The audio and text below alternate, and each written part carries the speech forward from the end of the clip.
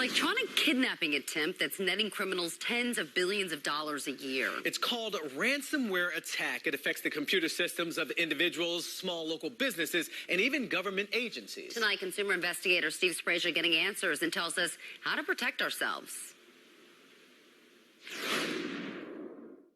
We all know that systems like this can be hacked, mostly in data breaches. But what happens if all the data in a system is held hostage?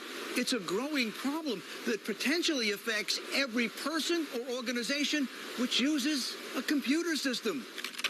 Ransomware isn't your typical computer virus. Criminals inject a code into your computer which seizes control of it while they demand money to release it. And even if you pay the ransom, you might still be victimized. Never a guarantee that you'll get your data back. Greg Petronella is an IT security expert who wrote a book about ransomware and says it's an easy get for criminals. They have scripts that they run, always scanning networks and looking for low-hanging fruit. Ransomware attacks are exploding. A report from MCSoft finds that ransomware attacks were up 41% last year. Among those hit, 764 healthcare providers, 89 universities, colleges, and school districts, and 113 state and municipal governments. So how do you protect yourself from a ransomware attack which goes after records with your personal info? Limit the amount of information you put out online, but limit how you're checking your email and what you're clicking on.